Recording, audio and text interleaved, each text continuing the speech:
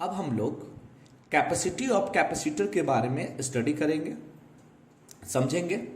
तो अभी हम लोगों ने पढ़ा कि जो कैपेसिटेंस ऑफ कैपेसिटर होता है, जिसको हम C से डिनोट करते हैं, वो Q बाई V के इक्वल होता है। तो इस तरह C is equal to Q by V। Given capacitor के लिए C और V एक दूसरे के इनवर्सली प्रोपोर्शन होंगे। तो इस इनवर्स रिलेशन से हमें यह पता चलता है कि अगर V का वैल्यू कम हो जाए, कंडक्टिंग प्लेट का यानी इलेक्ट्रिक पोटेंशियल कम हो जाए, तो उस कंडक्टिंग प्लेट का जो कैपेसिटी है वो राइज कर जाएगा, बढ़ जाएगा। अगर V का वैल्यू कम ज्यादा होता है तो C का वैल्यू कम हो जाएगा। अब हम ये देखते हैं, हमारा मेन उद्देश्य है कि गिवन कंडक्टर पर ज्यादा से ज्यादा हम चार्ज को स्टोर कर पाए। तो चार्ज को स्टोर करने के लिए कंडीशन ये होता है कि उसका पोटेंशियल कम से कम हो। एक बात ध्यान रखना होगा, जब किसी कंडक्टिंग प्लेट को चार्ज करते हैं और उस पर चाहते हैं कि ज्यादा से ज्यादा चार्ज आ जाए, तो हमें यह करना होगा कि उस प्लेट का पोटेंशियल कम से कम होता जाए। जब पोटेंशियल कम होगा तो स्टोरेज कैपेसिटी उस कंडक्टिंग प्लेट का ज्यादा हो जाएगा, जिससे ज्यादा अमाउंट ऑफ चार्ज हम रख पाएंगे। अब इसी चीज को हम एक एग्जांपल के माध्यम से समझते हैं। जैसे मैंने दो वेसल ले रखा है, ए और बी। दो वेसल में, जिसमें वेसल ए का स्टोरेज कैपेसिटी कम है with respect to vessel B. Suppose initially stage में हमने सेम अमाउंट ऑफ वाटर इस दोनों में ऐड किया।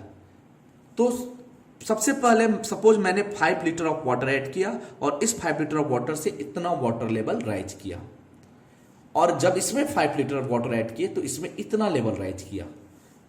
तो इन दोनों का जो लेवल है वो दोनों का लेवल अलग अलग होगा।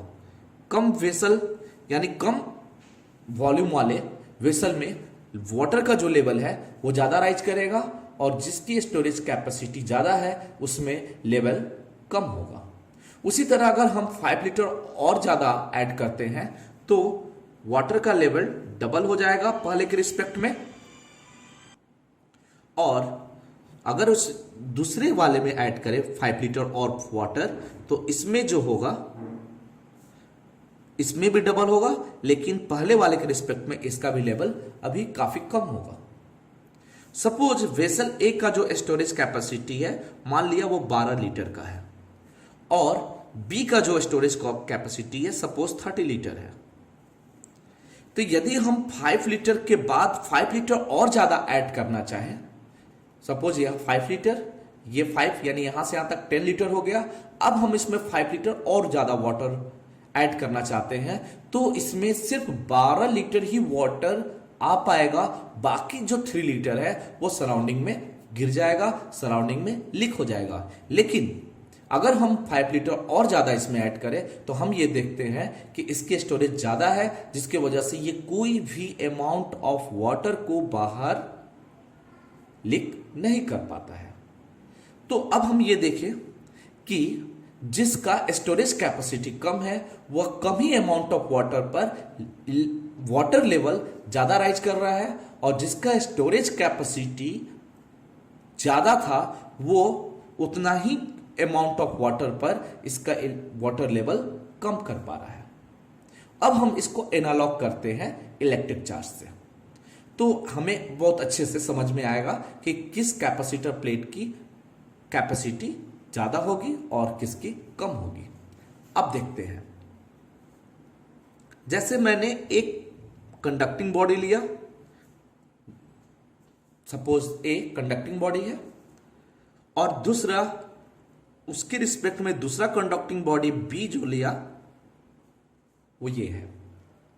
अब दोनों बॉडी को अब हम चार्ज करते हैं, तो चार्ज करने के बाद जो चार्ज का अमाउंट है वो सेम देते हैं। सपोज इस पर भी चार्ज क्यू दिया और इस पर भी चार्ज क्यू दिया, तो बॉडी का शेप अलग अलग है, तो कम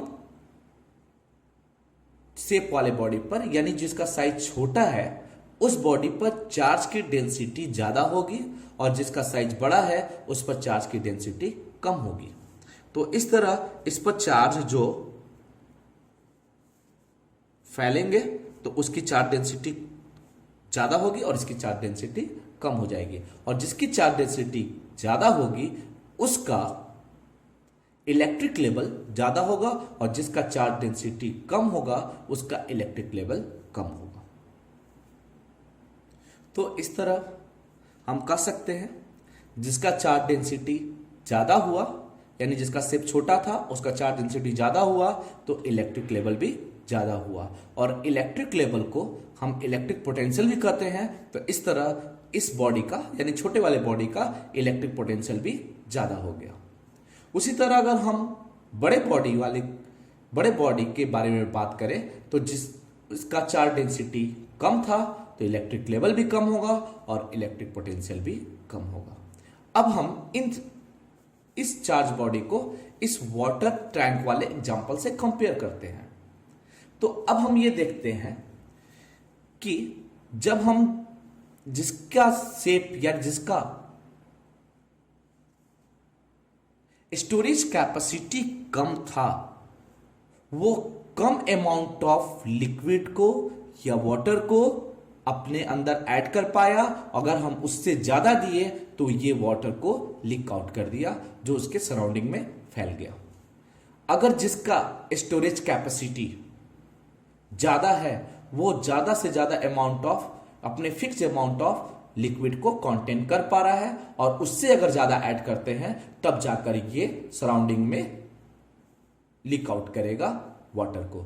सपोज दैट 30 लीटर था, अगर 30 लीटर से एबव हम इसमें लिक्विड ऐड करते हैं तो 30 लीटर फिल होने के बाद बाकी का जो लिक्विड होगा वो सराउंडिंग में लीक आउट हो जाएगा, फॉल हो जाएगा। तो उसी चीज से अगर हम इस चार्ज को कंपेयर करें तो हम ये पाते हैं कि छोटे वाले बॉडी पर, जैसे ये जो छोटा शेप है, तो ये कम ही अमाउंट ऑफ चार्ज पर ये इसका जो इलेक्ट्रिक लेवल है वो ज्यादा हो जाएगा, और उतना ही अमाउंट ऑफ चार्ज अगर हम इसको दें तो इसका इलेक्ट्रिक लेवल अभी कम ही रहा। तो ऐसे स्थिति में हम ये देख पाते हैं कि एक चार्ज को देने के बाद ये पूरी तरह से फिल हो जाता है, यानी इसका इलेक्ट्रिक लेवल कंप्लीट हो जाता है। और इलेक्ट्रिक लेवल कंप्लीट होने के बाद जब हम अलग से इस पर चार्ज देंगे तो जैसे ये अपने वाटर को लीक आउट किया था उसी तरह ये चार्ज को भी सराउंडिंग में लीक आउट करना शुरू कर देता है।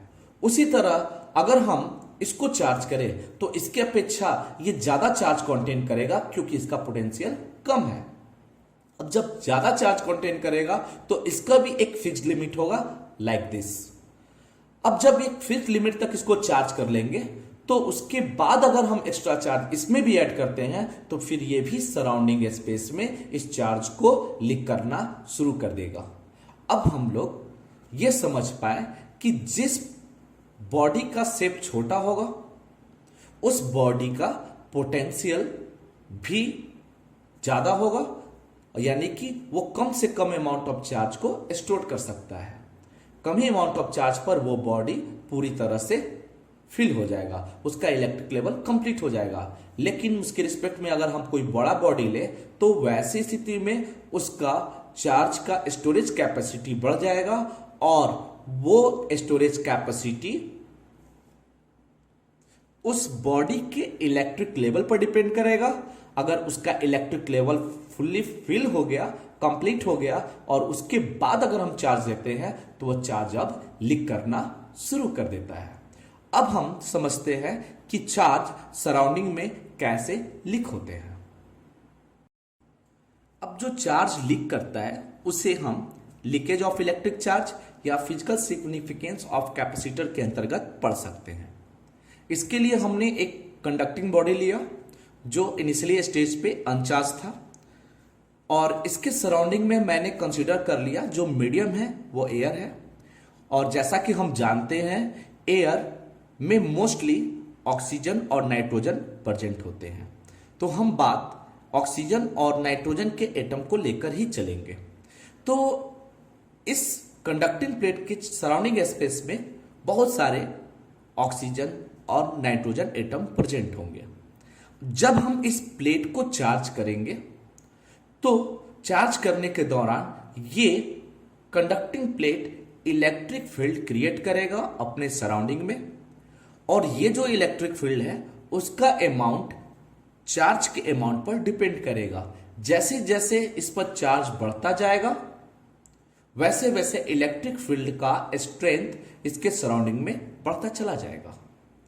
अब हम एयर के जो ऑक्सीजन और नाइट्रोजन है उसके एटम के बारे में बात करते हैं। हर एक एटम न्यूट्रल होता है। न्यूट्रल होने का कारण यह है जितना पॉजिटिव चार्ज उसके न्यूक्लियस में प्रेजेंट होगा एज प्रोटॉन, उतना ही निगेटिव चार्ज वो न्यूक्लियस के चारों तरफ इलेक्ट्रॉन के रूप में रिवॉल्व होते रहते हैं। दोनों का अमाउंट इक्वल होता है जिसकी वजह से एटम न्यूट्रल होता है। तो जब हम इलेक्ट्रिक फील्ड क्रिएट हो जाता है इस बॉडी के द्वारा, जब हम इसको चार्ज कर देते हैं तो उस इलेक्ट्रिक फील्ड को पाकर जो भी एटम होंगे, जैसे मैंने एक एटम के रूप में प्लस माइनस यहां दर्शा दिया, तो वो इलेक्ट्रिक फील्ड इस चार्ज पर फोर्स लगाएंगे। तो फोर्स लगाएंगे तो पॉजिटिव चार्ज पर जो फोर्स लगाएंगे वो रिपल्सिव होगा, नेगेटिव चार्ज पर जो फोर्स लगाएंगे अट्रैक्टिव होगा। तो पॉजिटिव रिपल्सिव और नेगेटिव अट्रैक्टिव, जिसके वजह से ये दोनों चार्ज को हम सेपरेशन के रूप में दिखा सकते हैं। अब मान लिया कि ये चार्ज इस इलेक्ट्रिक फील्ड के वजह से ये दोनों सेपरेट हुए, एक माइनस और एक प्लस। अब ये दोनों माइनस और प्लस के बीच में एक फोर्स लगेगा, इलेक्ट्रोस्टैटिक फोर्स ऑफ अट्रैक्शन। यहां पर निगेटिव चार्ज है तो यहां निगेटिव चार्ज के लिए मैंने यहां माइनस दे दिया, पॉजिटिव चार्ज है सपोज तो यहां एक फोर्स लगा जिसको हम एफ डैश कंसीडर कर लिए। अब इस कंडक्टिंग बॉडी पर जो चार्ज है वो चार्ज इस इलेक्ट्रॉन को अपनी तरफ खींचने की टेंडेंसी रखेगा, अट्रैक्ट करने की टेंडेंसी रखेगा, जिसको हम एफ से दर्शा दिए। जब हम इस बॉडी को चार्ज कर रहे थे वैसी स्थिति में फोर्स का वैल्यू यानी एफ का जो वैल्यू है वह धीरे धीरे बढ़ता चला जा रहा है। इनिशियली स्टेज पर एफ डैश का जो वैल्यू होगा काफी ज्यादा होगा एफ के वैल्यू के रिस्पेक्ट में। तो मैंने यहां लिख दिया initially F dash much greater than F. If the amount of charge on that conducting plate get increases, then the amount of force also be increases. अब ये फोर्स बढ़ रहा है तो एक समय जब हम इसको चार्ज करते जा रहे हैं तो फोर्स का अमाउंट बढ़ता चला जा रहा है। एक समय एक ऐसी स्थिति में आएंगे कि ये दोनों फोर्स का वैल्यू इक्वल हो जाएगा। तो सपोज हमने Q अमाउंट ऑफ चार्ज दिया, उस Q अमाउंट ऑफ चार्ज पर F डैश का वैल्यू F के इक्वल हो गया, यानी दोनों फोर्स एक दूसरे को जस्ट बैलेंस कर पाया। अब जब इस कंडक्टिंग बॉडी पर Q से थोड़ा और ज्यादा अमाउंट पर चार्ज ऐड करते हैं तो इस फोर्स का वैल्यू अब फिर से बढ़ जाता है। तो इस प्रकार हम देखेंगे कि ये जो फोर्स है वो अब एफ डैश से बड़ा हो चुका है। तो वैसी स्थिति में क्या, if charge is again added to conducting plate,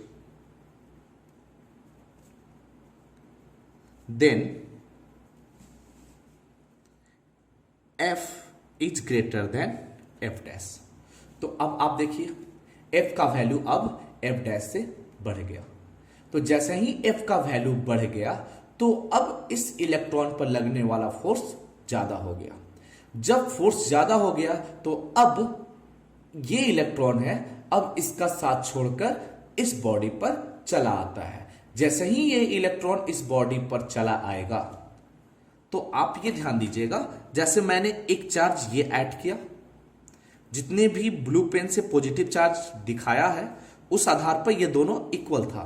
लेकिन जैसे ही मैंने एक चार्ज बढ़ा दिया तो इस F का वैल्यू बढ़ गया, और जैसे ही F का वैल्यू बढ़ गया तो ये इलेक्ट्रॉन इसका साथ छोड़कर अब ये इस कंडक्टिंग बॉडी पर चला आया, और वो इलेक्ट्रॉन यहां पर सपोज दैट आ गया, तो ये किसी के साथ गया, मान लीजिए इलेक्ट्रॉन यहां चला गया।